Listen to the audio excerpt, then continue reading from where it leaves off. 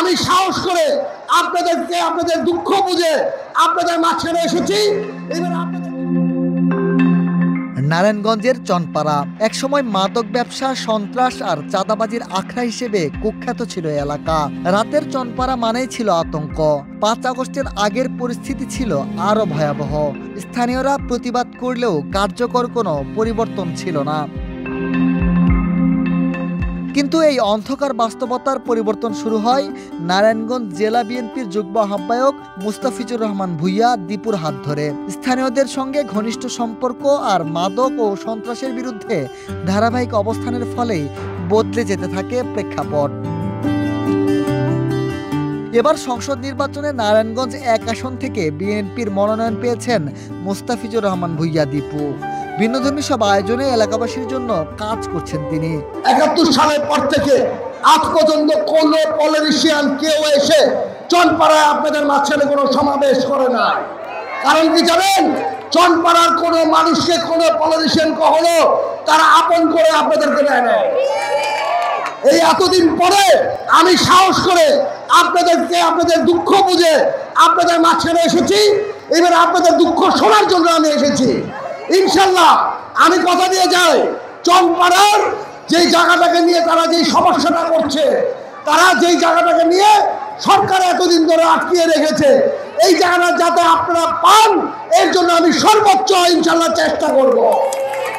আজ চনপাড়ায় 10,000-এর অধিক নারীদেরকে নিয়ে অনুষ্ঠিত হয়েছে নারী সমাবেশ। সমাবেশে চনপাড়ার বিভিন্ন ওয়ার্ড থেকে আসা নারীরা প্রধান অতিথি মুস্তাফিজুর রহমান ভূঁইয়া দীপুর কাছে শিক্ষা, স্বাস্থ্য, চিকিৎসা, রাস্তাঘাট, বেকারত্ব, মাদক, গ্যাস, জলাবদ্ধতা সহ বিভিন্ন সমস্যার কথা তুলে ধরে সমাধানের দাবি জানান। এক্সট্রিম মশার কয়েল প্ল্যান্ট ফাইবার দিয়ে তৈরি, তাই সহজে ভাঙে না, সুগন্ধিযুক্ত ও নিরবিচ্ছিন্নভাবে জ্বলে। ডেঙ্গু, চিকুনগুনিয়া বাহি সহ যে কোনো মশার বিরুদ্ধে দেয় এক্সট্রিম সুরক্ষা। এ সময় মুস্তাফিজুর রহমান ভূঁইয়া দীপু বলেন, বিএনপি ভারপ্রাপ্ত চেয়ারম্যান তারেক রহমানের ঘোষিত 31 দফায় নারীদের সমাজে প্রতিষ্ঠিত করতে বলা হয়েছে। বিএনপি ক্ষমতায় গেলে অসহায় নারীরা প্রতি মাসে তাদের একটি সম্মানী পাবেন। আমার মা ও বোনরা বাসায় বসে থাকলেও তাদের যাতে খাত খরচের জন্য যাতে টাকা পায় এই ব্যবস্থাটা করা আছে।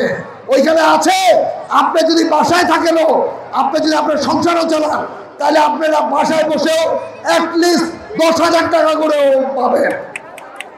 ইনশাল্লাহ এই টাকাটা আমি চেষ্টা করব চনপাড়ার মানুষ যাতে বেশি পায়, ইনশাল্লাহ আমি এই চেষ্টাটা করব।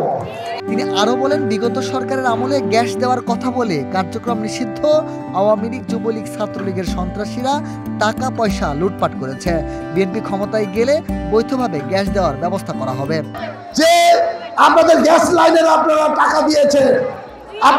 দিয়েছেন বৈধ গ্যাস লাইনের জন্য, কিন্তু ছাত্রলীগ, যুবলীগের কিছু সন্ত্রাসীরা এই গ্যাস লাইন দিয়েছে, কিন্তু ওরা বৈধ দেয় নাই। এটা কি আপনাদের ফল?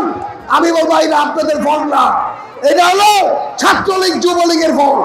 আপনারা আওয়ামী লীগের যেই ইন্ডাস্ট্রিগুলি আছে তাদের বাসার গ্যাস লাইন আপনারা কেটে দেন, আমার মা বোনের গ্যাস লাইন আপনাদের দিতে হবে। এ সময় তিনি বলেন, চনপাড়া তথা রূপগঞ্জকে মাদকমুক্ত একটি এলাকা হিসেবে গড়ে তোলা হবে। মিনহাজুল ইসলাম, কালের কণ্ঠ, ঢাকা।